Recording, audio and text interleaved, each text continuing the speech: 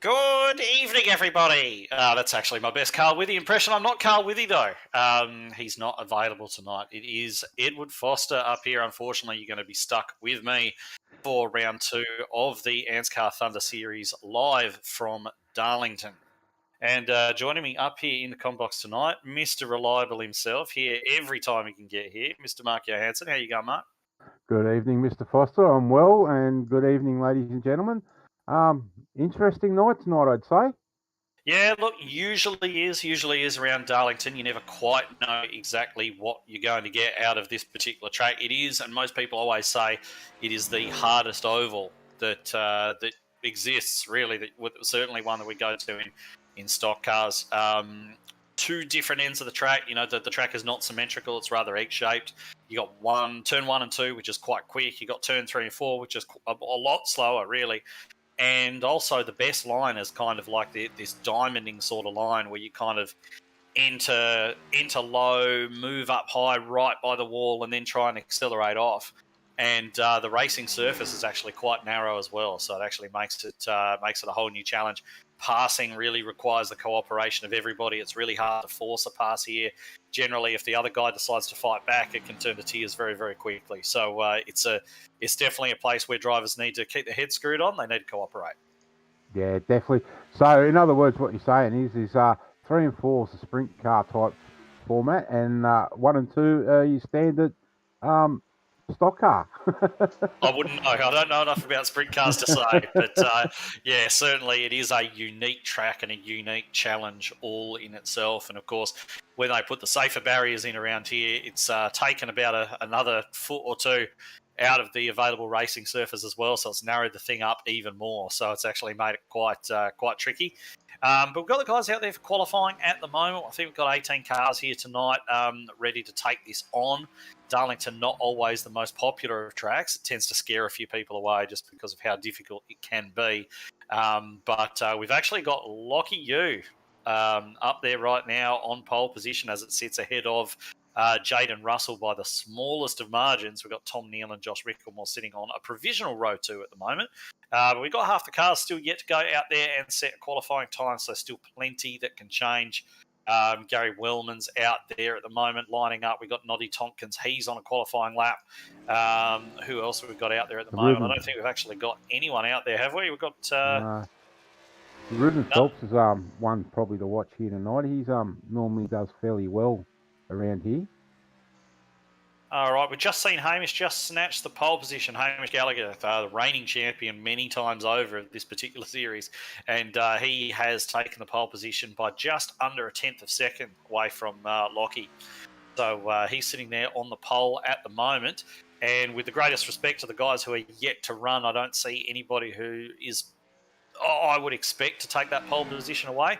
However, we have got Gary Wellman out there on the track at the moment. He's circulating just on his first lap, so we'll see what he can put in. He's had it. He gets it real sideways and cannons into the wall there, unfortunately. So that's gonna put paid to his qualifying run. I was just about to talk him up, actually, so maybe it was a pre-commentator's curse, but he's actually had a really good season this year across the board. Been really competitive in the Cup Series as well. Been running a lot of that, and he's been running pretty much anything he can run this year, and he's been good in most of it. So he's having a good season, but unfortunately this qualifying session is not going to be probably his best one of the year, as he's probably going to miss out on setting a time here and going to have to start some way towards the back of the grid. Yeah, it's going to be tricky for him if he's got to start. Well, he will be starting from the rear of the grid somewhere, but it's going to be hard for him to get those runs in that early sessions, because it's going to be probably too wide for the first 2 or 3 laps, I'd say, Ed, and then everyone will settle down and realise you can't win this place in the first 5 laps of the race. It's not even going to stay too wide for that long, I don't think. I think everyone is going to try to. I mean, it's a brave guy that tries to even go through turn 1 and 2 side by side on those cold tyres and that kind of stuff as well. So we're just going to have to see how they play it. But I think they're going to need to work together. And realistically, if you're starting at the back like some of these guys are and looking to make your way through the field, your best bet is to try your very best to play the long game. Try and save your stuff look after the car, look after the tyres, keep everything nice and clean, and then later on down the track, hope some guys in front of you have done a worse job than you have. Then you've got that car advantage, and then you can start to move forward. There's no point trying to force things against guys with equal tyres to you and that kind of thing, because if they decide they want to fight, it's probably going to wind up in tears. Yeah, 110 laps tonight, Ed. You and I are both racers, so what would your strategy be here in the Xfinity? A little bit different to the Cup cars. Try and get a full run out of fuel, or try and get to do the undercut and do the reverse to what most guys would do? It's actually been a really long time since I've driven this car for any decent length of time, so I don't have a whole lot of updated knowledge on it. I imagine that they're probably going to want to run the tank as long as they possibly can. However, if you're down the field a little bit, it might make a little bit more sense to roll the dice, go for that undercut, take advantage of a run on some fresh tyres, and hope that the caution doesn't come out and trap you a lap down. So you can afford to be a bit aggressive. But if you're running at the front with good pace, there's no reason to take that risk. Yeah, definitely. So the the grid's just coming up. We had, missed the front row. Tom Neal out of 3. Stevie Dubb out of 4. Yeah, you've missed a few there, I think. We've got Hamish Gallagher there. He's on pole alongside Lockie Urquhart, of course. Then Jaden Russell, Josh Mickelmore sitting there on row 2. Tom Neal, Stephen Williams is row 3. Row 4 is going to be Luke Georgeson and Norman Clark. Then row 5, we're going to go to Noddy Tompkins and Daniel Boyd, Braden Martin and Peter Wilkinson, the 2 locked-on lads. They're sitting there in row 6. The 2 last guys to have actually set lap times, and now we're down into the guys who didn't get a lap in qualifying. That is Ruben Phelps, Matty Raymond, Jamie Nankervis and Gary Wellman, Tristan Koch, Wesley Closey, and Maxie Marshall is going to be rounding out the field of 18 cars tonight. Or 19, yeah. I should say. Locked on lads. You definitely don't want to be teammates and touching panels there. In the first couple of laps. Yeah, I mean, there are a few teammates up throughout the field. We've got the After Dark Sim Racing boys, Neil and Georgeson, in there. They're starting quite close together. I've only got the one DPR car out there tonight in Stephen Williams, and we've only got one Atari car out there tonight, Norman Clark. Hamish Gallagher and Josh Mickelmore, Mitch Motorsport teammates, of course, and they normally work fairly closely with the Synergy guys there, of which we've got Jaden Russell out there tonight as well. So quite a bit going on. Out there in terms of, but I mean, this isn't really the place where you work with teammates. There's not a whole lot of advantage to sharing the draft or anything like that. So you're going to see guys, you're going to see a good every man for himself style race. I think we've got 2 Toyota Supras starting on the front row together, and I think they're actually coming through the last turn right now. As they do, we've seen the pace car go off, and Hamish Gallagher is going to hit that restart zone just as Lockie has connection issues. And he is going to drive them away. Let's hope that Lockie does not pop back in front of everybody. And they're away. And straight away, Hamish jumps out to the lead. It was a bit of a gift there for him, not having the guy on his outside there blinking out. But that's all too common for Lockie, unfortunately. He's not ever got the best connection. We've got one car already. Looks like one of the After Dark cars. I think that might be Luke Georgeson. It was sticking down the inside of Stephen Williams there and getting a big slide in the rear. Doesn't want that, but he's managed to catch it and gather it up. It's going to cost him a few spots, but he'll be okay. But back to the front, the silver bullet streaking away out the front is the car of Hamish Gallagher there. And Jaden Russell, Josh Mickelmore. So he's got friends behind him, but I don't think they're going to be too friendly if they manage to get to his bumper. It's going to be every man for himself. Tom Neal getting a little bit squirrely there. That's going to invite Stephen Williams. It lost that momentum, and Stephen Williams is going to slide down the inside. Neal very sensibly not trying to hang around the outside of Williams there, and is just tucking back into line. We've got one car up in the wall as well. It's all sort of happening. Noddy Tompkins running along at the wall, giving that position back to Luke Georgeson, who is looking to recover from that early little slip-up. And, Noddy playing it very, very close and personal with the outside wall there. So he'll just want to settle that down a little bit and hope not to cause any damage to the right-hand side of that car.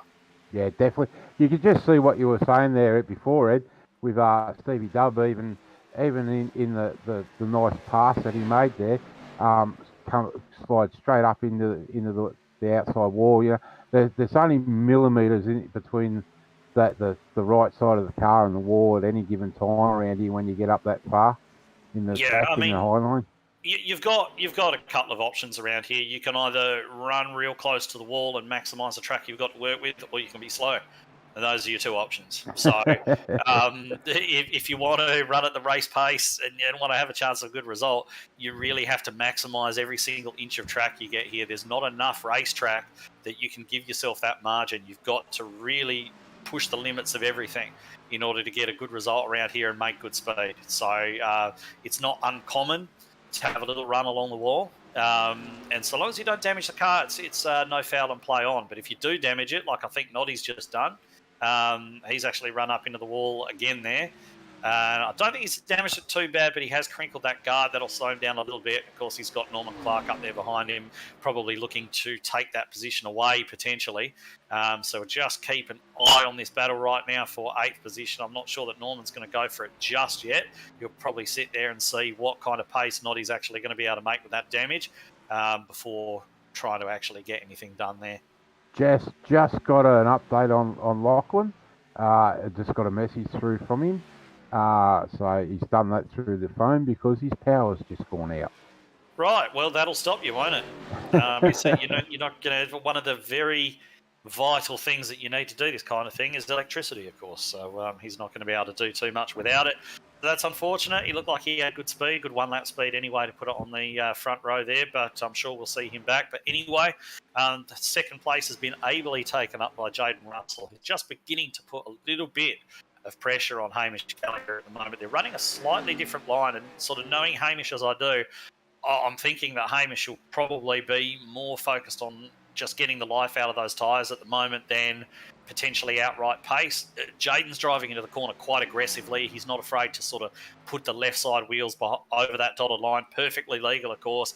Can help induce a little bit of turn in the car, but equally, it just looks as though he's driving a bit more aggressively than Hamish is. But, Jaden's won plenty of races now. He's not a rookie by any stretch of the imagination. So this could just be two different ways of achieving the same thing. And, these two guys have had some great races and competition between them. It looks like we're in for that again tonight. Yeah, definitely. But getting down that low on the track, Ed, do you think that'll put unnecessary forces through that right front? Do you think we'll see Russell start to get some tyre wear on that right front? Oh, it depends what you deem to be necessary, doesn't it? I mean, if he's looking to close up on the back of Hamish, that's exactly what he's doing right now. Yeah, I was just going to say. If he's looking at making a move for the lead, and that's the race strategy he wants to do, and that is to get in the lead as quickly as possible, then it's perfectly right. If he's playing the long game, then maybe time will tell whether that works out for him or not. But at the moment, he seems like he's intent on taking the lead, and if that's his goal, then he's going about it absolutely perfectly because he is the fastest car on track at the moment, no question. Yeah, definitely. I'm just looking at the times there. They've had those two, Hamish and Jaden's actually opened up nearly a 2.5 second lead on third place sitter at the moment, Josh Mitchellmore. So they're definitely checked out. Yeah, look, don't worry too much about Josh. He's renowned for playing the long game. He's one of these guys who he always plays it sensible. He's not the kind of guy who's going to go out there, burn up his stuff in 5 laps and then disappear. I've been in races before where you're kind of driving around, you're battling somebody up front, you kind of forget about him, and then you get about 2/3 of the way through the race and this blue shape appears in your mirror and you're like, okay, right. So there he is, and he's always sort of there at the time of the race when it actually counts. So don't worry about him, mate. He'll be there when the checkered flag falls. Yeah, definitely. And the other person that we haven't mentioned yet tonight, or you have, your teammate in the Cup cars, Norman Clark. He's another one that just seems to pot around, and he's nowhere to be seen. Then all of a sudden, down the last 30 laps, he just appears in that top 5, and always is thereabouts in these things.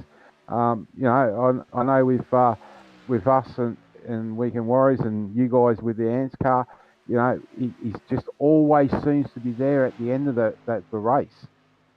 He is and he isn't. It really depends on what the race does and whether it turns into long green flag runs. If it's a long green flag run, he tends to do quite well. If it's a shorter burst towards the end of the race or something where you really need to get aggressive and drive really hard, he tends to not to maximise those situations so much because he is quite he grew up driving long distance rallies in South Africa. Flat out aggressive. Oh, sorry, Ed. We just had the I think it was a 75 car. Wesley up into the wall, and Hamish nearly collected him, getting past. So. Wow. Okay. Yeah. No, that's absolutely fine. That looks like the 75 has taken a big piece of that wall. He's actually 3 laps down already, and I'm not really sure what's happened to him and why he's that far off the pace already. But yeah, certainly that run into the wall wouldn't have helped, and he's going to have to come down the lane and get that looked at. It's given the wall a good old whack, and he's probably deranged a whole bunch of stuff in that car. So whether or not he actually takes it behind the wall or whether he fixes it and sticks around, I'm not sure. But it looks like he's taken service, so he's probably going to look to get it fixed and get back out there. And Gary Wellman into the pits as well. I'm just having a look at him, see if he's actually got any. Yeah, he's got a big amount of damage on the outside of that car. So Darlington living up to its name. The black lady. Reputation, I should say. The lady in black. Let's clarify that. We're not talking about anything awkward. It's Lady in Black that the track's nicknamed as. But certainly living up to its reputation for being quite difficult.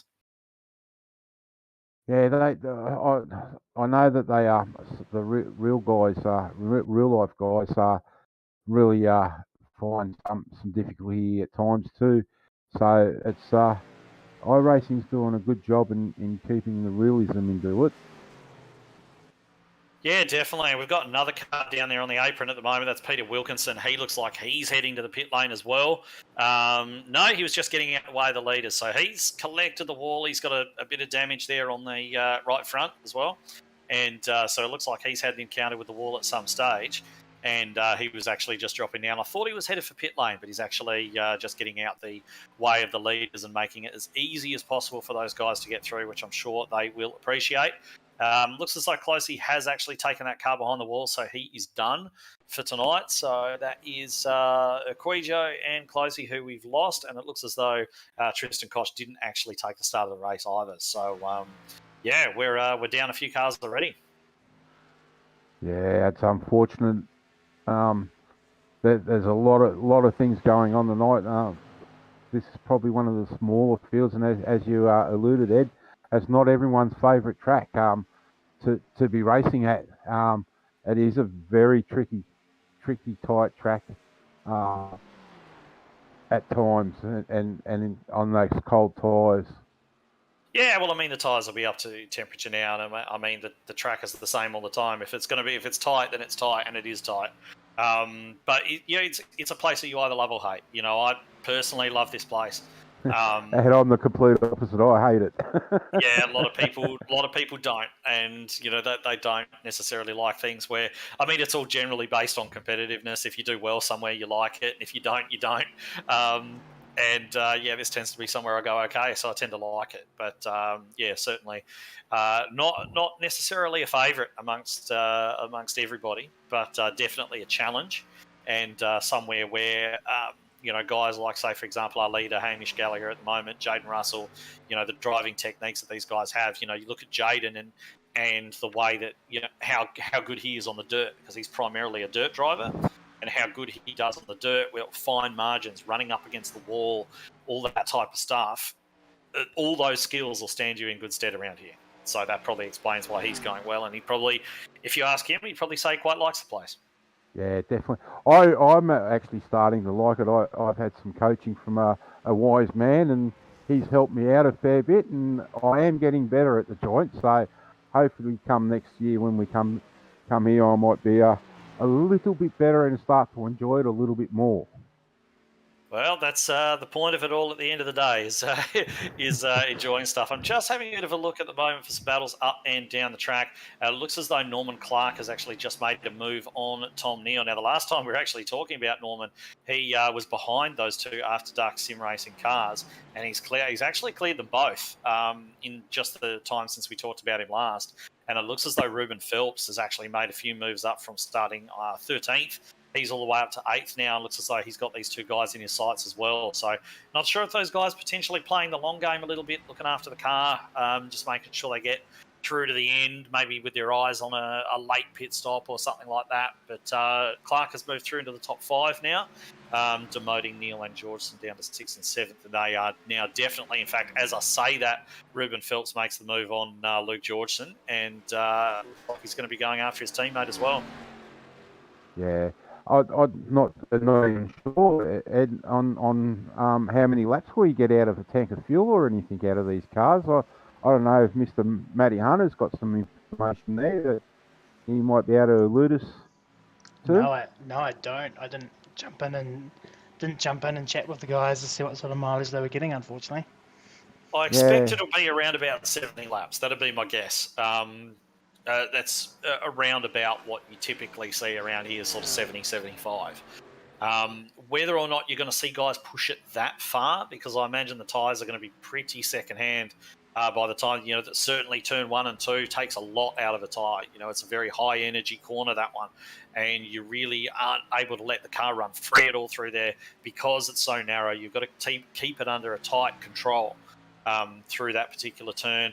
And you've got to be quite precise even at the other end of the track as well. So it's not the nicest place on tyres. So I wouldn't be surprised if it looks as though we're going to run green. And we've run green so far. Would not be surprised to see guys potentially looking at dividing this race in half, coming down sort of lap 50, 55 in that area. So I reckon we might see a split. There may be a couple of guys out there who decide to run the full tank distance. But I think you're definitely going to see some guys plumping for that mid-distance stop. Yeah, and saying that too, Ed, this place here, it tends to wear the right side harder than the left, although, again, going back to different driving styles, do you think we'd see anyone just take the rights, or do you think with taking a full tank of gas, cover it off and take the four tyres? Well, the outside tyres always wear more. On an oval, so that's an absolute given. Whether or not, it really depends. I think around here, this style of car, you probably want 4 if you have the ability to take it, but the amount of fuel you're probably going to need to get to the end probably wouldn't justify taking 4 under green. Although that being said, I'm sure some people will do that. I know definitely if you take right sides only, your car's going to be quite loose for a few laps. So if you're confident to hold on to that, you can get away with only taking the 2 until such time as the tyres warm up and get a bit of wear on them and the car sort of balances itself out. But certainly it's going to be a handful for the first few laps for anyone who decides to take 2. But personally, if the race was running green, knowing I only had a small amount of fuel to put in to make it end, I'd probably plump for 2. Honestly, that'd be what I'd do. But everyone's got a different idea. Yeah, and that's what makes stock car racing so exciting, and so many different strategies that can come into play. Speaking of which, Ruben Phelps just making a move underneath Norman Clark right now, so he's going to take over that P5 spot.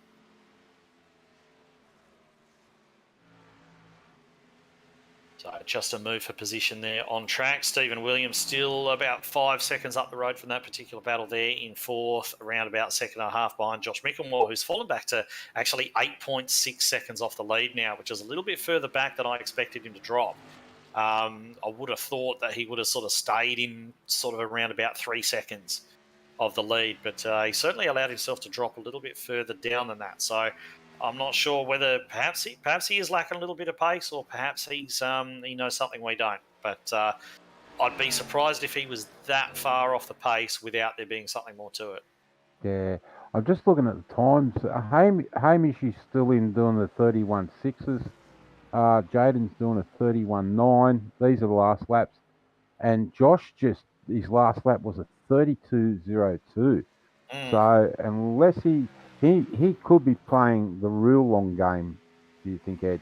Oh, look, unless I've got my fuel numbers way out and you can do the entire distance on a tank if you save, which I don't think is possible, but he could really be if he's running that kind of pace. The only thing that I can think of is that he's going to try and make his tyres last the full stint, and sort of pit around that 75 lap mark. So that's possible. Just another thing, it looks as though, Norman has been up into the fence at some stage.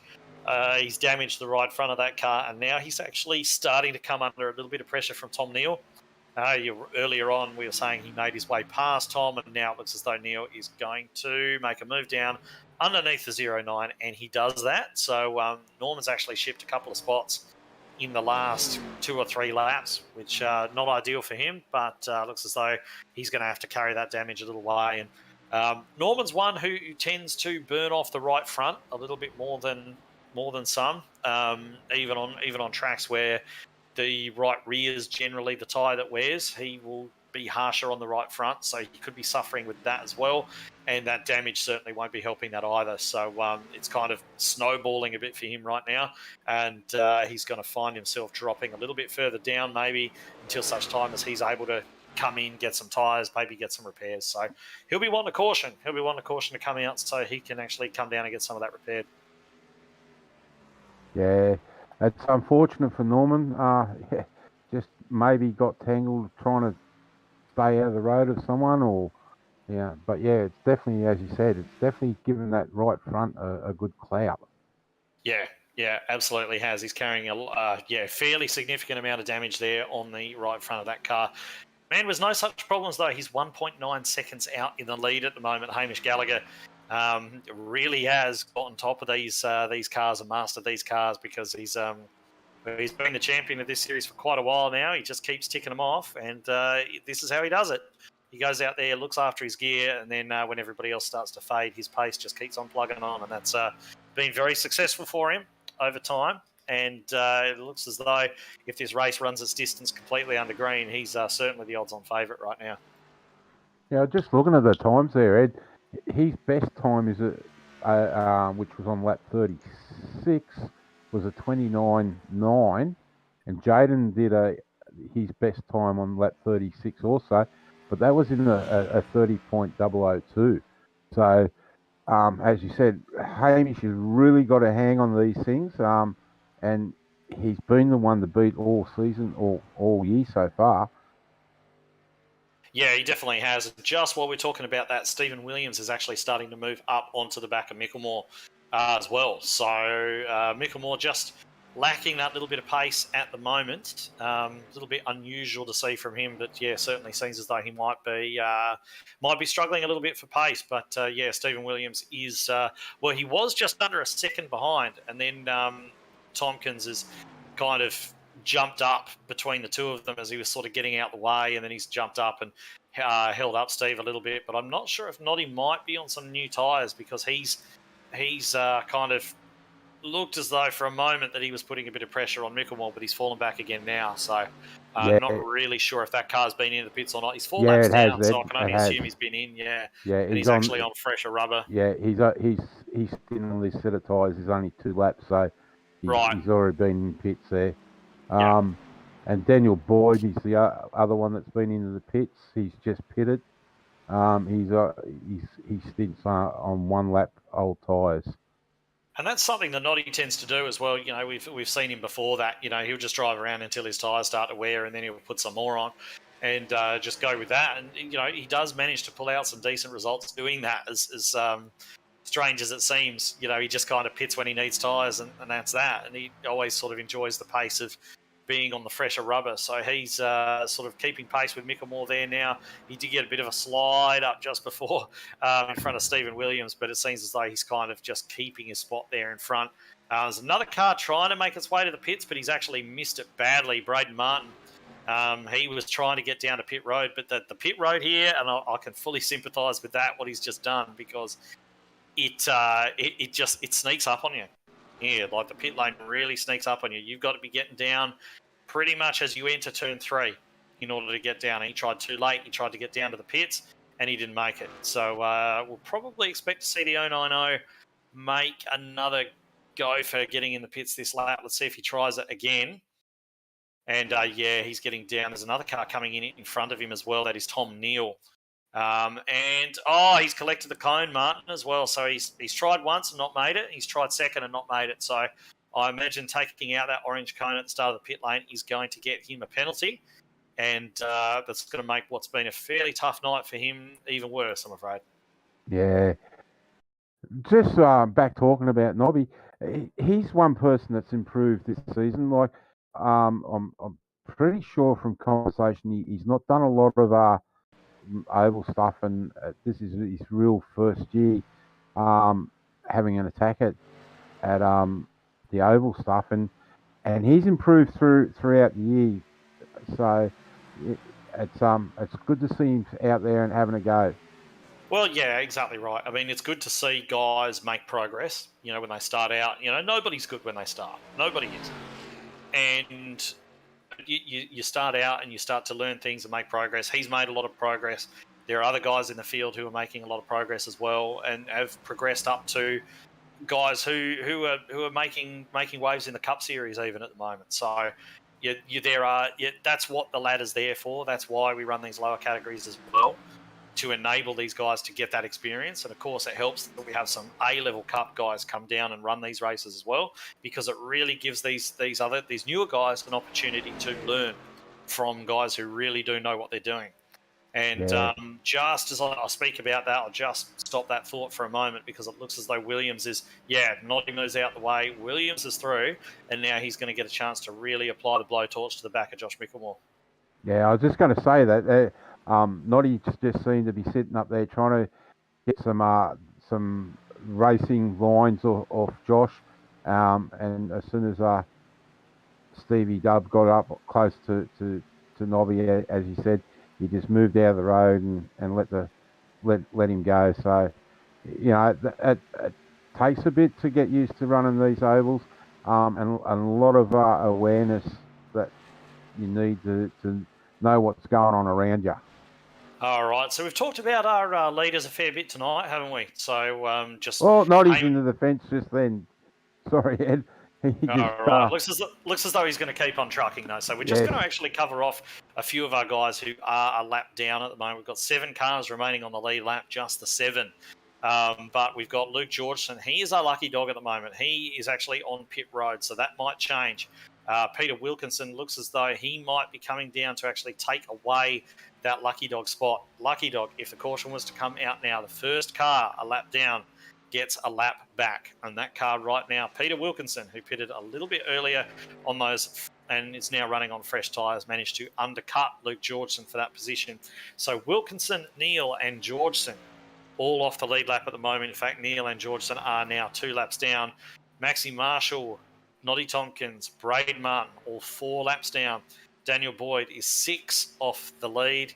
And Jaime Nankervis, who has just taken his car behind the wall, he is 14 laps down and will take no further part tonight. So a few guys having a rough night out there. This track definitely living up to its reputation for being a car killer and a driver breaker, 100%. But certainly our top guys still running out there. Gallagher's now got 4.7 seconds over Jaden Russell. We're on lap 48 at the moment, so we're coming up to sort of that lap 50, lap 55, something like that, where we're expecting maybe these middle distance pit stops to happen. We've had a few guys come into the pits quite early, which I didn't expect. They've sort of pitted before that, so I'm not really sure how that's going to play out for them unless they're planning on 2 stopping. But yeah, certainly we're going to probably see some of the field make a pit stop in the next 5 laps or so. So I just started listening to the radio chat on live radio chat. I thought there may have been a pass for the lead, but Hamish was just letting a lap car or a car go around him. So my mistake there. All right, so let's have a little bit of a look at the battle for third place, because that has really tightened up now. Mickelmore is just sort of running his own race. As we say, we've been a little bit surprised by the fact that he's not sort of up there challenging Gallagher and Russell. So he must be playing some sort of long game or potentially just struggling for the pace tonight. But Stephen Williams right up there behind him, putting a lot of pressure on that number 31. Just following in the wheel tracks. There really is only one good line around here. And now it looks as though Tompkins coming back up behind them on those fresh tyres. He only just moved out the way of Williams a couple of laps ago, and now he's sort of hounding the back end of him again. And that's going to impress Stephen Williams not at all. He doesn't want a car on fresh tyres, a back marker up behind him, hassling him. He wants to keep his eyes forward and try and get a move done on Mickelmore if at all possible. And he doesn't want that distraction. Absolutely guarantee it. But he's getting eyes forward as much as he can. Where is he going to get the move done, though? He seems to have a little bit of a pace advantage. But unless Josh decides to actually help him out when he has a look, makes a move, something like that, there's absolutely no reason why he should. It's going to be really, really difficult because I can't really see any particular end of the track where Williams has got a massive pace advantage. But if you're going to do it, this is where you want to do it. He got off that turn really well, and you really have to get a good exit around here to make a move. If you're still behind the car you're trying to pass going into the turn, just sending it in some sort of dive bomb is not going to get the job done for you. It's always going to end in a wreck. You have to get off the previous corner really well, draw up alongside them, coming along the straight. Like by the time that you get halfway down the straight, you have to pretty much be nose to nose level with them door to door. And only then are you going to get a pass done. So in order to get that kind of advantage off the turn to a guy like Josh Mickelmore is going to be a very difficult thing indeed. And it wouldn't surprise me if Stephen Williams is actually looking at potentially making a bit of an undercut and seeing if you get the move done that way. Yeah, I was just going to say, Ed, you can see there in those both those drivers have got Josh is staying up that higher line, and Stevie Dubs. Well, and Josh has just touched the wall. This is Williams' chance. This is Williams' chance here. That momentum loss. He's been a bit nice to him. He hasn't really used all the track that was available for him, but I think it's going to be enough. It's going to be enough. Mickelmore does decide to fight around the outside. This is where it gets really tricky. Williams had to put a couple of wheels on the apron there, so Josh obviously in no mood to work with Williams there at all. He did get that little bit. He rubbed the wall, lost a little bit of momentum. That gave Williams what he needed. But when you pin down, when the other guy doesn't roll out, you pin down to the bottom of the track like that. It can be so easy just to nip a little bit of the flat section below that dotted line.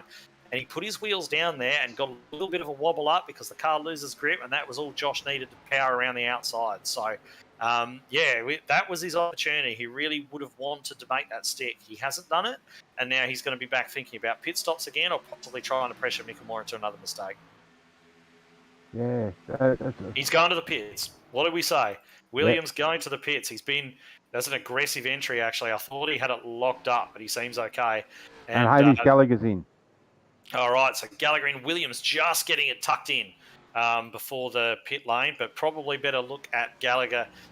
He's the one who's been leading the race up until now.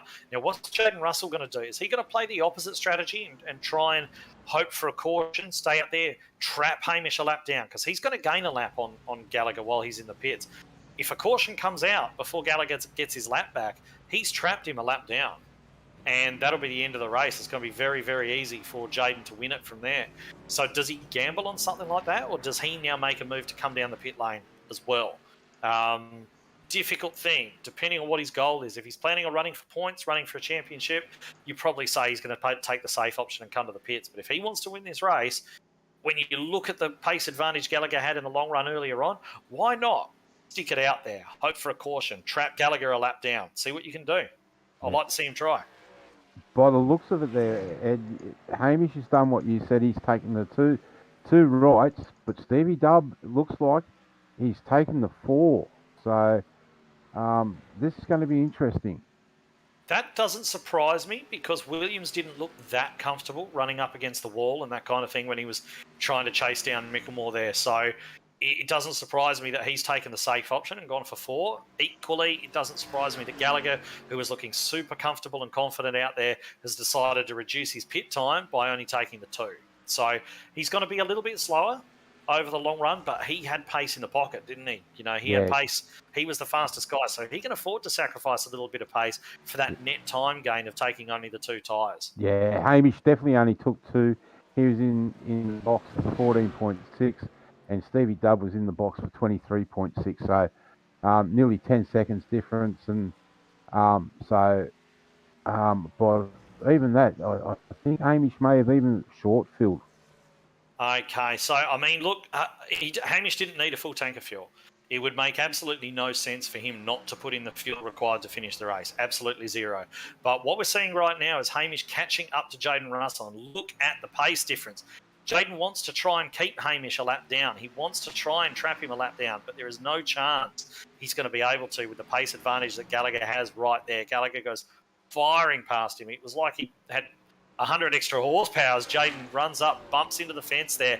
I think Gallagher coming up in front of him there really kind of wrong-footed him. He's skating around a little bit on those old tyres, and even a guy with sprint car levels of car control, he's used to racing on the dirt, we said that, wasn't able to keep that thing out of the wall there. I think it may have just been an airflow thing, or he was just put off. Now he's got an awkward one again as one of the back markers. And it's actually stuck him in the fence there as well. He's going to have to come down. He's going to have to come down, and he does so right now. He was on a hiding nothing, staying out there on those old tyres. Gallagher was streaking away, and even the back markers were giving him a hard time. He'd been twice. He needed to come down, and that's exactly what he's doing. And that's going to leave Ruben Phelps out there as the lone leader of the race. And he will be, apart from Gallagher, who's just got his lap back, the only car on the lead lap. Yeah, it's excuse me. I think Jaden may end up falling back into the clutches of Josh and Stevie Dubb by the time he gets through pit lane. So it's definitely going to be interesting to see where he pops out compared to those two. Yeah, but I mean, when he does pop out, he's going to be on fresh rubber. Of course, Micklemore only did about 3 or 4 laps more than 3 or 4 laps less than what Russell did. So it's not going to be a huge time gain for him, and Russell's going to come out on brand new tyres. So I don't see that being too much of a problem at all. Looks as though he's had a little bit of repair done. Although, as you say, that Stephen Williams is actually pretty much right behind Russell. But the key point is here, behind Russell. And Russell's got the fresher tyres. So wouldn't surprise me at all to see Jaden burn away. Yeah, Stevie Dubb may have, he will have an advantage for the first couple of laps where he's on warm tyres, but he doesn't seem to be closing that gap down on him. Jaden saying that, Jaden's just got crossed up and he's disappeared. So hopefully... it shows Jaden as having disconnected. So, yeah. All right, well, that gets rid of a major player. I'm not sure if he's had a connection failure or whether he's just Alt F4'd out of that one. But anyway, let's talk about the guys who are still in the race. So we've got Ruben Phelps, who's leading at the moment. He's leading by 17 seconds over Hamish Gallagher, but that gap is coming down by around about 2 seconds a lap. He will have seen that, and now he is coming to pit road. So he is going to lose that lead that he built up. It was an interesting strategy. He was out there to lap 65. I don't think he's quite out of fuel yet, but he probably just saw the way in which Hamish was eating into that gap, and he's like, if that's the difference in tyres, I'm going to get absolutely swamped here. So he's got to get in. The good news is he had that big gap out the front. He had gaps over everybody else. So when he comes out, he's probably going to come out in a very similar sort of position to where he went in. But at the same time, he's going to be on fresher tyres than all of those guys he's battling. So I think that's going to be a net win for him. So long as he's able to get on and off pit road cleanly, he's going to be able to make use of those tyres.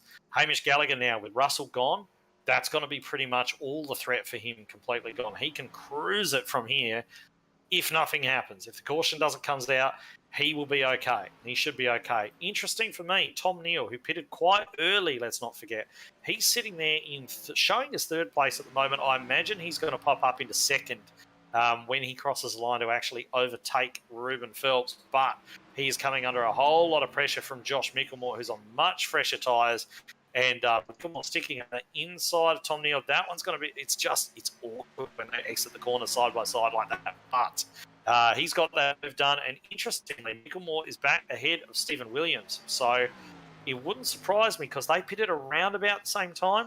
Would not surprise me if Stephen Williams took 4, Josh Micklemore may have taken 2, and that's why you can see that gap there. So it'll be interesting to see now whether Williams can actually close that gap back up. It's sitting at around about 5 seconds. Whether his 2 extra fresh tyres, if you like, is able to help him close that gap up, Mickelmore. Yeah, I can confirm, Ed, on the live timing, 48.8 for Josh through pit lane, in the box for 14.6. So he's only definitely only taken the 2 tyres, same as Hamish. Tom Neal looks like he's taken 2 tyres also. What was Stephen Williams' box time? Stephen Williams' box time was 23.6.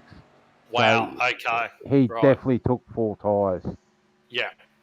Okay. All right. No problems at all. Well, that answers that then.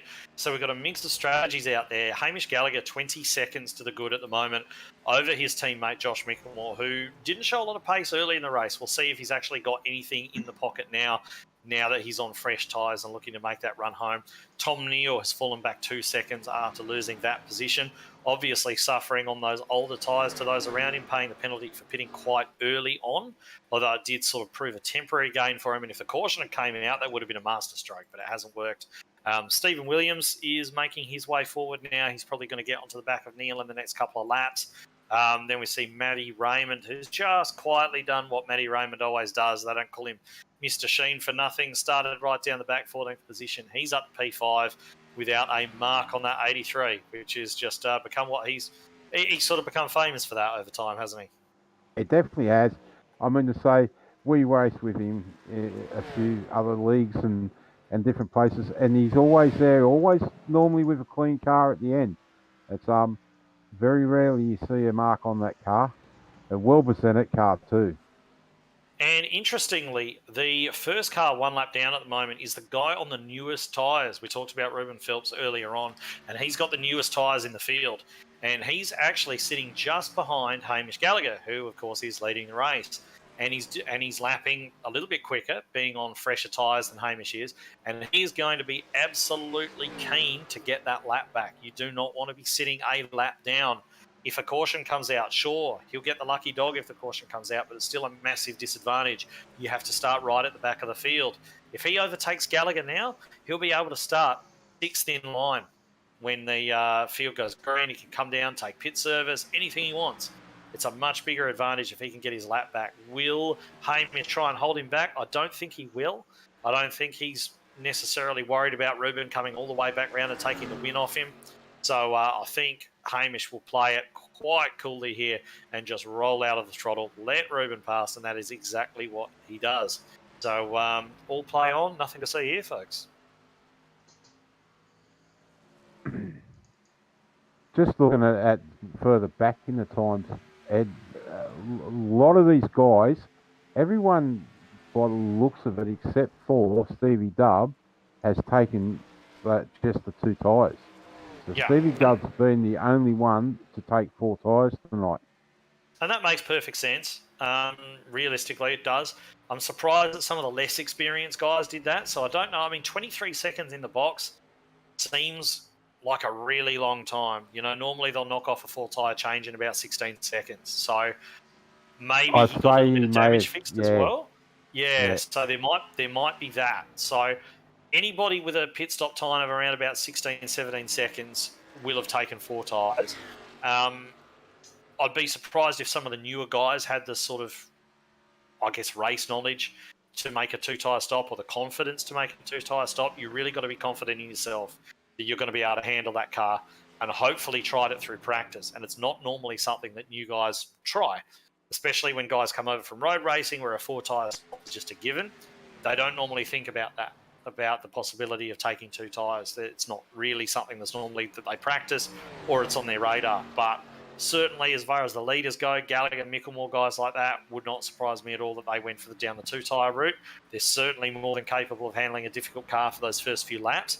And so we're just gonna have to see how it all plays out for them. Williams he's pulled back the gap to Mickelmore to around about 4 seconds. I think it was about 5 seconds there for a while. So he's pulled a second out of it, but he's going to need a few more of those in order to get back onto the rear of Mickelmore. Yeah, he's a fraction slower. Well, last lap, for Josh was a 31.34, and Stevie Dubb was a 31.14. So he is slightly quicker, but as you said, he's going to need a lot more of them to catch that arm. All right, we're just sorry to cut you off. We're about to have a change for fourth place. Ruben Phelps making use of those new tyres, getting up and just slotting up ahead of Matty Ray, who doesn't fight that one at all. Ruben making hay on those new tyres right now. And he's gone from being the first car a lap down to being not even the last car on the lead lap, because now that's Matty Ray in fifth. So Ruben has moved up to P4. He's only got 3 seconds actually to Stephen Williams. So can he keep? Generally, what happens with these tyres is you get the benefit of having the fresh tyres on for a little while, and then after a while they all kind of reach this plateau. So a 25 lap old set of tyres might be the exact same speed as a 35 lap old set of tyres, or near enough too. They sort of plateau. So it's all about what Ruben can actually get done until his tyres deteriorate down to that plateau that everybody else is already on. So whether he's able to bridge that gap to Stephen Williams, I mean, Williams has been fast all night, so I'd be surprised, but he's only 3 seconds up the road. It can be done. So just looking at these tyre stints, Ed, Hamish has done 24 laps on his set of tyres, or the set. Josh has done 23. Stevie Dubb's 24, and Ruben has just clicked over 14 laps on that set of tyres he's got on. So he's got about 10 laps younger tyres. Yeah, he's got 10 laps younger tyres, but Gallagher's last lap, 31.2, Ruben's last lap, and he did overtake a car, I'm fairly sure, 31.0. So he's only 0.2 of a second faster than the leader at the moment. Now, when he first came out of the pits, he was about a second and a half quicker. Yeah. So, now he's down in the 31.2s, which are exactly, it's around about 0.2 of a second away from what Gallagher's doing out front. So those tyres are starting to plateau now. Is it going to be enough for him to catch up to the back of Williams? I'd suggest probably not, but I think Williams has had a problem. Williams has dropped a ton of time there. I just saw him, he's actually gone up and rubbed the wall just previously. I think that's on the exit of 2, if I'm not mistaken. Yeah, he's given that wall a big old lick, dropped down onto the apron, and had to bring it back up. So that's done a lot of Ruben's work for him, and now they're only a fraction of a second apart.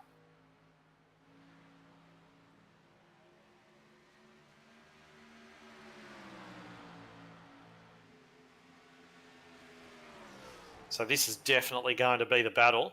Williams is going to be carrying a little bit of damage on that right front now. It doesn't look too bad, but Ruben's carrying a lot more speed than him at the moment. And as you can see, he got that really good exit. We talked about that earlier. Really good exit off of 4. He's able to be alongside him halfway down the straight and just sends it up the inside there. Williams doesn't fight it. He's still regathering himself after that near wreck. Doesn't want to make another mistake and damage that car any further. So Ruben Phelps taking over that third position.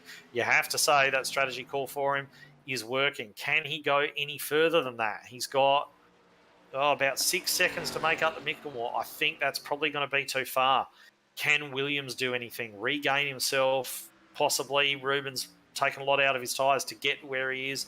Has Williams got anything for him later in the day? I think that battle's probably going to be the close one for the rest of the day. Let's not count out Matty Raymond as well. He's just sitting there around about a second and a half away from that battle.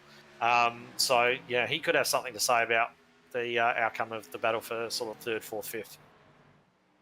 Yeah, definitely. We got 25 laps to go. So, to say there's still plenty of laps for Matty to get up there into that 4th position. So yeah, he will have had to do a really good job on his tyres though, because Ruben especially has got a big tyre advantage on him at the moment, and at best those tyres are just going to plateau. We got one down on the infield that looked like one of the locked-on cars. It is Peter Wilkinson who's found the inside wall there, I think. I'm just going back to have a quick look at that, and he's got the wall on the outside of 2. Rubbed up into that wall. Very, very easy to do, and that spun him down into the inside wall. He's cannoned off for that. Actually quite lucky not to bring a caution out there. And lucky depends on who you talk to. I wouldn't mind a caution this stage of the race. It might bring everyone back together and really make things interesting. But he's not gone to the lane to get any repairs. He's going to carry on. So he's still out there running 4 laps down at the moment, but still running. So that's the most important thing. Obviously, Wilco's raced sporadically with ANZCAR for a while. He was doing a lot of broadcasting for this series last time out, as he does his best to jump out the way. And probably would do that differently if I had the chance to do it again, but it's okay. Everyone's going along. And he was involved in the broadcasting side for this series last time out. Now he's out there on the track giving it a go and trucking along, getting all the laps under his belt that he possibly can. Yeah, it's interesting that guys come and go, and you find that through a lot of leagues, ours and yours, Ed, that come and go throughout the year, and you don't see them for a long time. Then all of a sudden they come back and they turn up and they race every week again for a month or so, and then disappear. And I guess that's the good thing in some senses, that with sim racing, that you can come and go as you need to. Yeah, I mean, I don't know how guys do it, to be perfectly honest. I can't figure out how guys are able to take so much time away and then jump back in and still do well. I mean, I remember at the end of the 2020 season, we'd had been a very long year. We'd been involved in a really hard championship battle right up until the end of that year. It was all very intense. And by the time it finished off, I didn't want anything to do with racing, and I left it alone for a good 2 months. And then I came back into it and tried to drive around, and I'm banging off of walls and all sorts of stuff. I couldn't believe that I could do this once upon a time. It took me a long time to get back into it. I think it even took a couple of months into the season for me to actually get my feel back after taking so many weeks away. So, yeah, credit to anybody who can take time away and jump back in, not look as though they've missed a beat, because it's certainly not something I can do. No, it's not something I can do. I mean to say, early part of the season, in my racing, I was doing some broadcasting and taking weeks off, and I just found it very hard, and I've struggled this year. I'll be the first one to admit it. I've struggled very hard with racing this year. All right, so we might just have a quick recap of the field while we're just sort of moving into the closing stages of the race. So Hamish Gallagher still leads, as he has since the very beginning of this race. He's actually got a huge margin, 23 seconds over his teammate, Josh Mickelmore, there in second place. Ruben Phelps, third position, not making a whole lot of impact on the guys ahead of him. He sort of, pulled back around about a second on Mickelmore, but that's not going to be enough to actually get that done. He's running at around about the same pace as Gallagher at the moment on those fresh rubbers, so, well, not so fresh anymore, but he doesn't look as though he's going to progress much further than that on pace. Stephen Williams still sitting in there a couple of seconds back in fourth position. He's the last car on the lead lap, and he's about to come under threat from Hamish Gallagher. There we got Matty Raymond there. He's just gone a lap down. He's in fifth position. Norman Clark sitting there in sixth. Tom Neal managed to keep it going. He's 2 laps down, but he's seventh. Good position from him. Peter Wilkinson, Wilco, we saw him pinball a little bit a few laps ago, but he's come back. He's okay. He's running in eighth position. Maxie Marshall, he's back there in ninth, and then Noddy Tompkins is running in 10th position. Luke Georgeson is still out there. He's 20 laps down. Obviously had some damage that needed repairing there, and didn't bring out the caution, fortunately, for the remainder of the race. But he's sitting there in 11th position and making gains at the moment as much as he can, certainly running out there in good position. And then Jaden Russell is the first guy who is no longer with us. 31 laps down, he's just gone. And everybody else is already out of the race and behind the wall. Yeah, it's unfortunate to see when we've got small fields that a few guys drop out. And as you said, we definitely kind of sort of need a caution to bring everyone together and make it a sprint race to the end. Yeah, it'd make it really fun from a spectator point of view, commentator point of view, to see a bit of a wreck. I don't think that Gallagher would want one necessarily. Everything sort of played into his hands tonight, including seeing his nearest rival retire from the race. So, that's been the biggest thing for him, is that, he had a rival, and now that rival kind of fell away and disappeared. So it's unfortunate for us, who were looking forward to a bit of a contest, but certainly it's looking fairly dominant for Hamish out the front at the moment. We're working lap 96 currently of 110, so the race has flown by, just given the fact that we haven't had those cautions or anything like that to interrupt us, I guess. But, yeah, certainly looking like a Gallagher benefit at the moment. So, Ed, say a Corson comes out now in the next 2 laps. What do? Come down, take 4 tyres, or stay out and race on your warm ones? You can't stay out. You can't stay out. So they've dropped off 2 seconds from their so let's just say everybody stayed out bar one. It doesn't matter where that one is in the field, he's going to win the race. Yeah. So if the caution comes out now, everybody is going to come down. I would say that the guys who took 2 before would take 4 this time and potentially risk losing a spot to someone like Stephen Williams who took 4. And because generally speaking, you've got a little bit of a pace deficit, especially if your left side tyres have done this many laps. I think you'd be taking 4. So I think if the caution was to fall now, absolutely everybody would come down the lane and take 4. There'd be no doubt. All right, we'll play the devil's advocate. Stevie Dubb, as you said, took 4 before. Would he take 2 and get that leap? Do you think that would work for him? He could, but it wouldn't work. The main advantage that you see taking 4 tyres versus 2 is in those initial laps.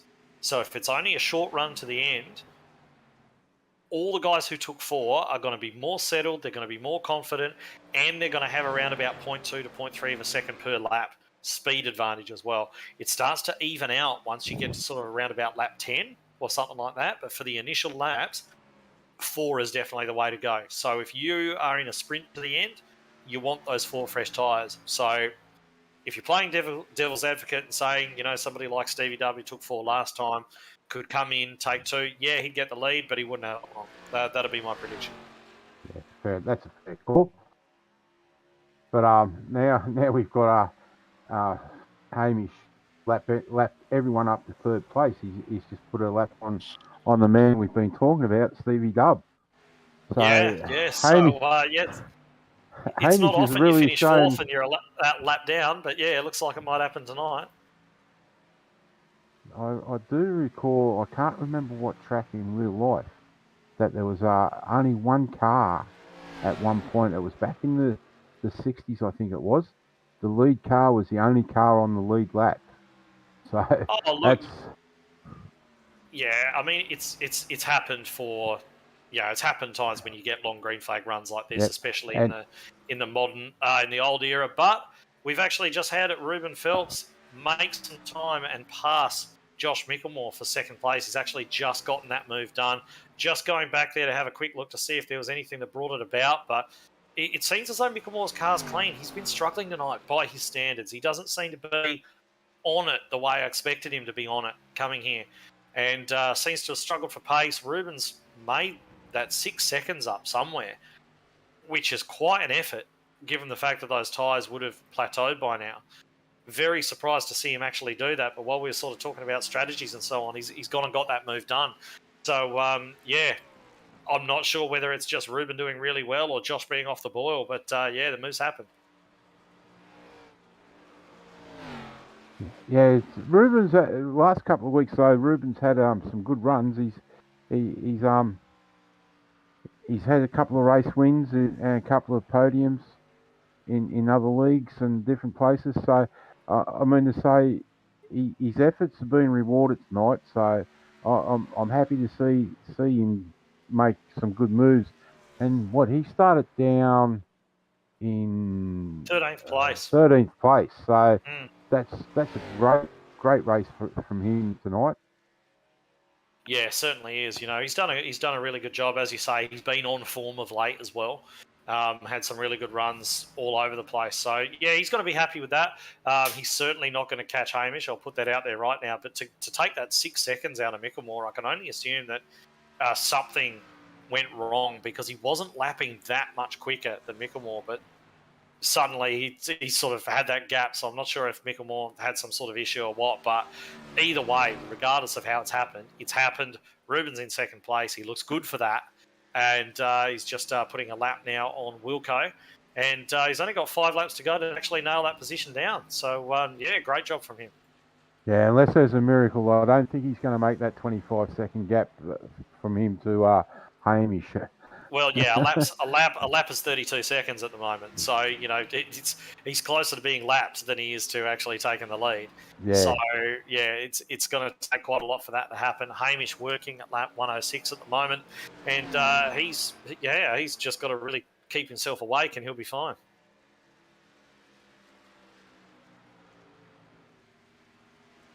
So it's been pretty uneventful.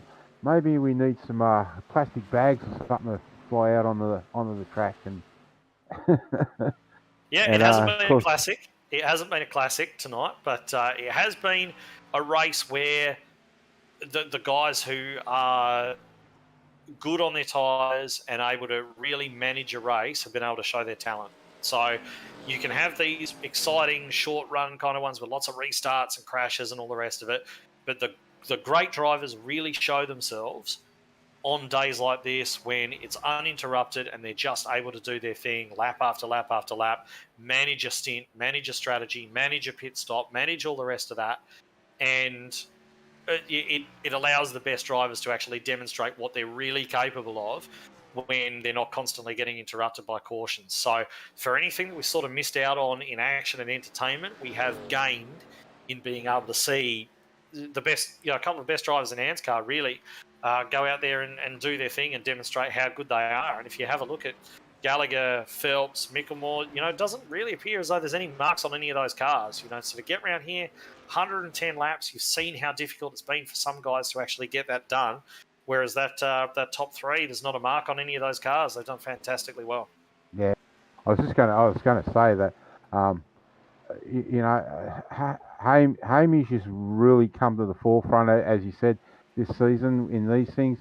He's just been unstoppable, and like as you said, Ed, the premier guys coming back down to race these things, and it really does help some of these other guys. I know that some of them may go away and have a chat and try and catch up with them as we see Hamish start the final lap for the race. Well, he's not started the final lap. He's about to finish it, and he makes his first mistake of the night, running up into the wall of the last corner. Just gives that a rub, gets himself a Darlington strike to take home with him, and he will cross the line to take a dominant victory here in round 2 of this series. He really is Mr. Thunder, and he's proved it again here tonight. Dominant victory from him. And I'm going to put that curse onto you for him getting into the wall. Yeah, entirely possible. We're talking about him needing a rival. Maybe he needs a couple of horse heads in his bed. What do you think? But anyway, we'll see him come around and do the victory burnouts. Ruben Phelps is going to be fairly safe there, taking P2. And Josh Mickelmore, again, he's also quite safe there in P3.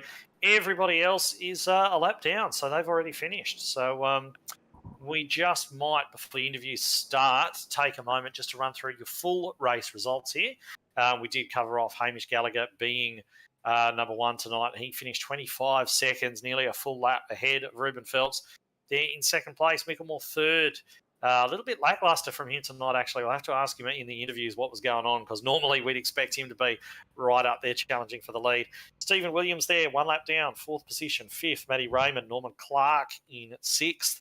Maxi Marshall. Actually, we didn't talk about him too much tonight, but he's brought home a 7th place, so he'll be pretty happy with that. Then Peter Wilkinson, Wilco there in P8. Noddy Tompkins, P9.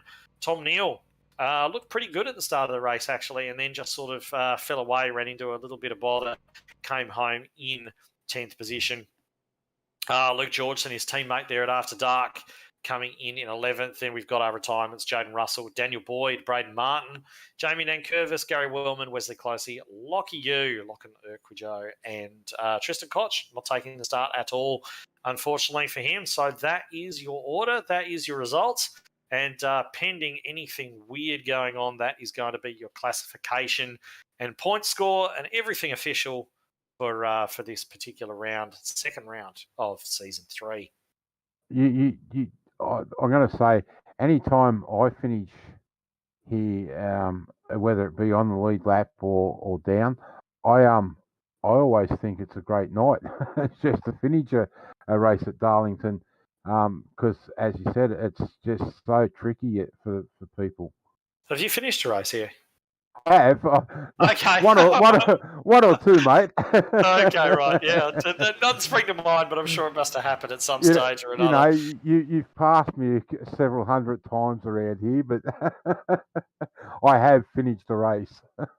Fantastic. All right. Well, we've got our guys jumping in the green room at the moment. Normally, we try and grab third place first, and we're actually just waiting on our third place.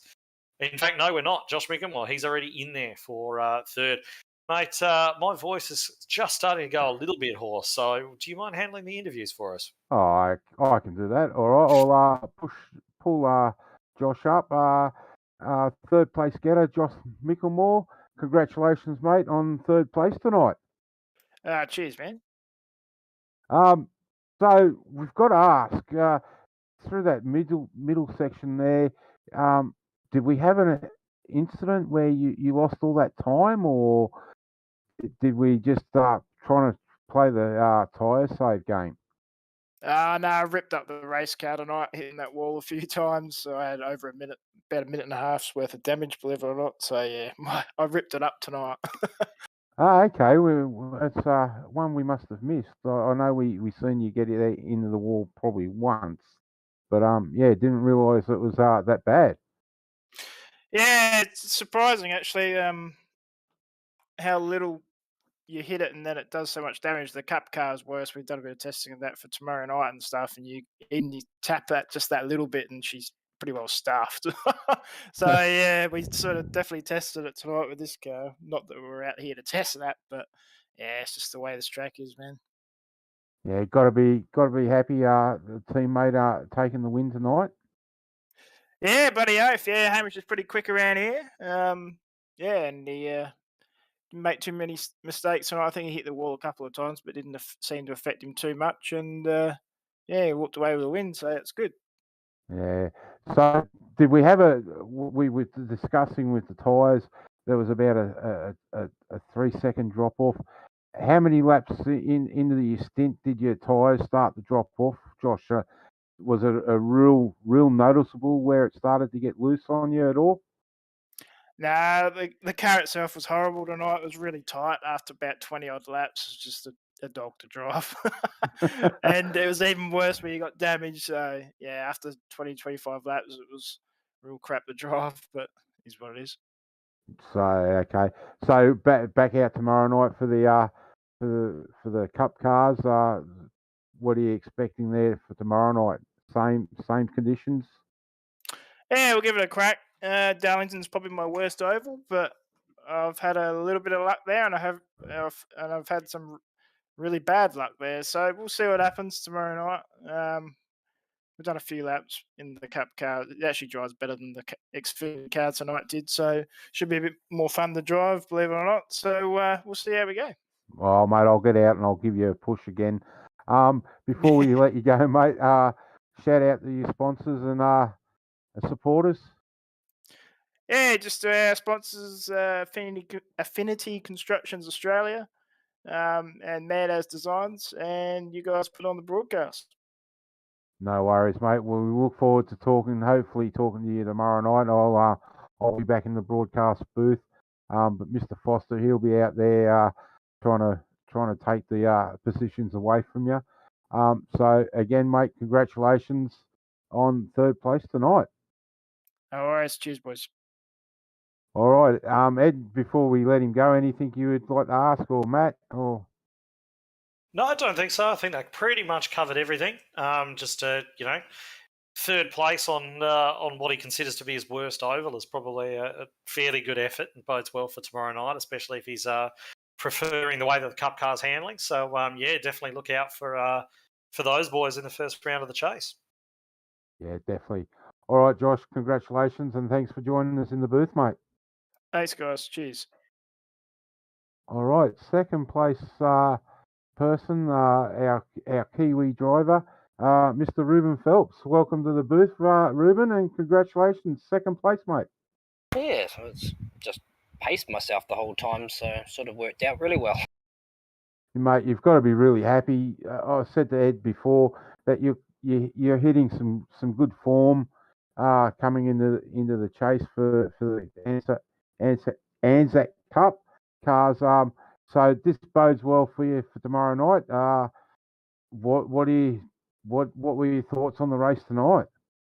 I mean, tonight was just, I mean, let's be honest, it was a bit of a doozy, but at the same time, with this race, you sort of have to take it easy without burning up your stuff. So there's a lot of different strategies how you run it, but I suppose with I think we had 16, 17 drivers out there tonight, you sort of get away with a little bit of less cautions anyway. But no, tonight was good. For tomorrow, it's good momentum for tomorrow, obviously. So I'm more worried about tomorrow than tonight. But heck, let's go. Tire drop off. Did you find like you stayed out there the longest on that first set of tires?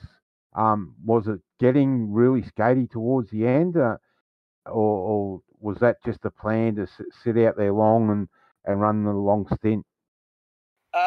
Well, I was sort of already originally planning on just taking my time and just looking after the tires anyway. So I think I got to like lap 30 or I think it was like lap 30 or 35 there. I started realizing my lap times actually were still maybe 8 tenths off what I had done from the start of the race. So as soon as I knew that, I decided to just sort of continue going and just run a few extra laps than the leaders. Or I was actually contemplating on doing about 10 laps extra. But with how the run ended up, I probably should have pitted maybe 2 laps earlier because I may have just got ahead of Hamish, but because I had a couple of understeer moments on the last 2 laps of my run there. So, but I was always going to run a bit longer, but thankfully no yellows or anything like that sort of happened, and everybody obviously either scraped the wall or burnt their tires up, and I managed to just consistently just run every lap and ended up second. Yeah, well, it was a good run. Good run from 13th mate up to second. Again, congratulations. Shout out to your sponsors and supporters, mate. Well, firstly, I've just got to say I didn't even get a Darlington stripe tonight, so I obviously wasn't going hard enough. But got to thank Momentum Esports, of course. Brad obviously runs that, but he's not here tonight. Of course, Jaime was here earlier, but he had to go, and Tristan was at practice and he decided to leave. So because I don't know if he had other things going on, but I was the Lone Ranger. But gotta obviously thank you guys for doing the broadcasts. It's nice to actually go back and watch something later, and of course Edward for ANZCAR lead. Yeah, no worries, mate. Well, congratulations, and let's hope you have another great night tomorrow night in the Cup cars. Yeah, it should be interesting. It's definitely going to be very competitive Cup series this year. Well, first round of the chase, and you're in the chase, so just got to hope for a good, clean race again tomorrow night. Yeah, I think my goal is just to score as many points as I can. Yeah, fair enough. Well, congratulations again, mate, on second, and we'll hopefully maybe talk to you tomorrow night. Yeah, we'll do. Catch you later. Thank you. All right, ladies and gentlemen, our race winner, Hamish Gallagher. Very dominant performance there tonight, Hamish. Congratulations on the race win. Yeah, thank you, Mark. Yeah, I was going to say I would have rather have you guys been in the race and doing the broadcast, but it wasn't a very fun car to drive tonight, so maybe it was best you weren't. Mate, I'll be the first to put my hand up. I am definitely not one you want to be racing around in these Xfinity cars. I just cannot get a grip on them. Yeah, I don't think anyone. I didn't. I hit the wall about 5 times. There was the setup must have been designed for the daytime or something like that because it just didn't want to turn tonight. So, yep, I hit the wall like 10 laps in and thought, oh, this is what it's going to be like tonight. And so did Josh, and so did Jaden, and so did pretty much everyone. I think Ruben and Mr. Sheen were okay, but yeah, we were. We were saying that it didn't look like anyone really touched the wall tonight out of that top 3, but Josh come up and he said he touched the wall a few times, and now you're saying you've touched it because we only seen you touch the wall in that last 2 laps. Okay, no. I had it about 10 laps in, so maybe it just didn't show up very well in the sim or something like that. But no, I had 20 seconds of damage on my first pit stop, and then I had it about 4 more times in that second stint. So no, it was really, really bad setup, unfortunately. And because Darlington's such a one-line racetrack as it is, you can't really do anything about it. You just got to go drive slower. And I tried playing with the brake bias, and all that did meant they almost spun a couple of times entering free because they had too much rear brakes. So it was a real dog to drive. So hopefully that doesn't put people off driving this car. That's the worst it's been in ages, but normally it's a lot more fun than it was tonight. Oh, look, I'm just no good at it. I'll admit it that. But a lot of the guys just seem to be struggling tonight, right throughout the whole field. So, for you to come out and say that it was a dog, but a lot of the other cars at different setups, different times of day, and they all have good days and bad days. So tonight must just have been a bad night for them. Yeah, sometimes these setups in iRacing, you get a bad one every now and then. That was tonight. I'll give a shout out to Noddy Tompkins, though. I was following him a bit in that second stint there, and he never hit the wall once. He's just riding there behind Matty Ray, and they were doing pretty well. I was just going to sit there for a while, actually, and then they sort of pulled over and let me go. But yeah, no, so Noddy's he's improving, obviously. Had a good run in the Cup last week. So, yeah, no, well done the Noddy. So kept his car clean. So it's good to see. We were talking about the guys coming through, and we actually did mention Noddy as one of the improvers for the season. Yeah, no, as I was saying, well done. Like I was riding behind him. I hit the wall, and I didn't see him hit the wall at any time. And he's just chilling out there behind his teammate, and obviously learned a few things from him. Well, mate, you're definitely the king of these things. I'm going to put you on the spot. Are we going to see you back in the Cup car anytime soon, or are you just mainly going to concentrate on the Xfinity, on the Thunder Series? Yeah, no, I won't be in the Cup car. If from everything I've heard, I don't really like it, and I've tried a couple of times. It just didn't really, not really my bag. So, yeah, no, I won't be in it. No, that's fair enough. I had to put you on the spot, just to see if where you were with them. But maybe I should just jump in and cause a nuisance in the middle of the chase here. See how I'm sure they'll go down well, Ved. So long as you're a nuisance to other people, mate, that's absolutely fine. Oh, dearie me. Well, so mate, who do we have to bring in here to give you a challenge, Hamish? Oh, I was going to say you, Ed. I'm sure you've been. This is one of your favourite tracks, and I don't think I've ever beaten you in a race here. So, as that, it's a shame you weren't in the race, but yeah, it would have been a good fun 2 hours, I reckon.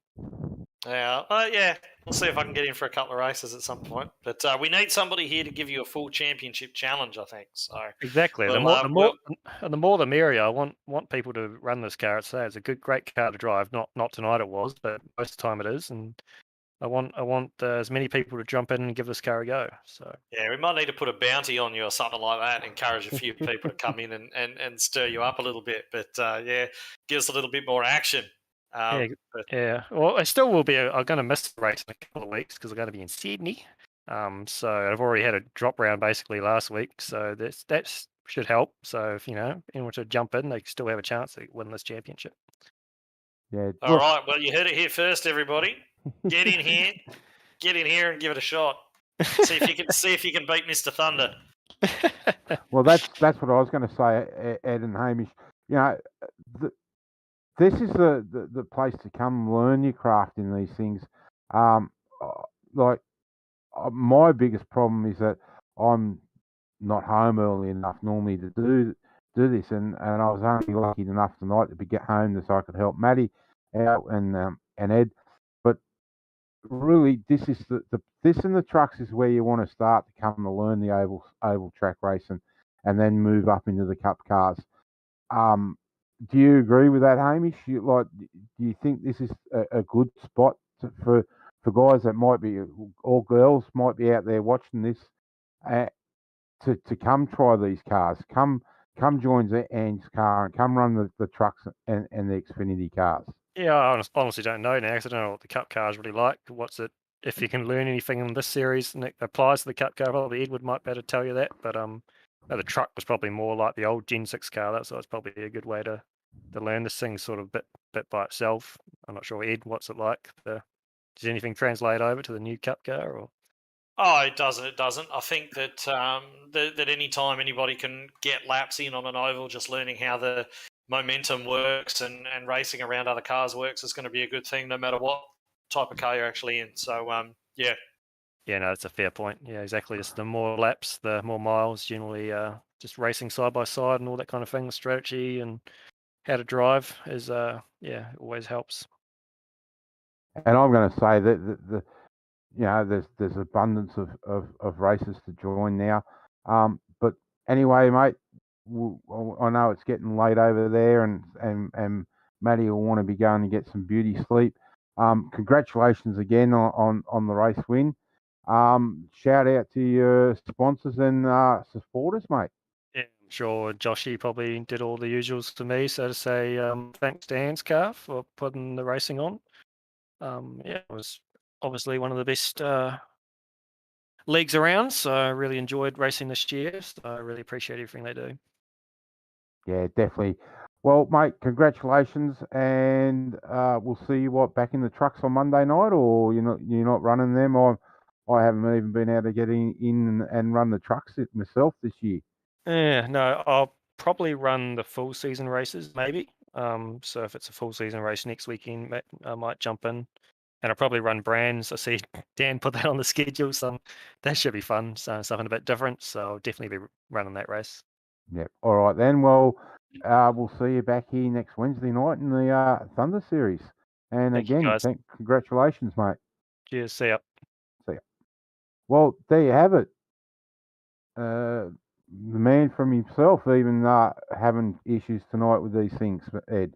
Yeah, we didn't pick it up on the broadcast, did we? But No. It sounds as though just about everybody got a piece of the wall at some stage. Didn't look to have affected him though, because he did take out a dominant win by over 20 seconds at the end. Yeah, so, 25 seconds in the end. Yeah, fantastic job from him. So there you have it. Second edition of this season in the books. Another win there for Hamish. So, I guess we move on now to next week. And, of course, next week we're going to be at Kansas. One of my favourite tracks, definitely. Well, mile and a half for Kansas. Yeah, I think I might even jump in and have a run at Kansas if Mr. Carl is available next week. But if not, I'll join Matty again in the broadcast booth. Ed, tomorrow night, Cup Cars, first round of the chase for the ANZCAR Cup. Looking forward to it. And what are your expectations there tomorrow night?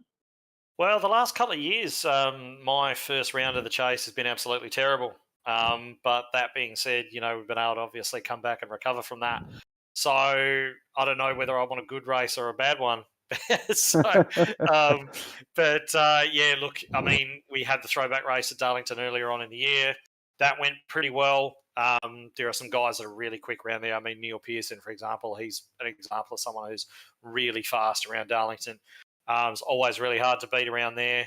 Of course, you've got a lot of guys who've made their way into the chase, the usual guys, Hobbo, Daiso, guys like that who are going to be really quick.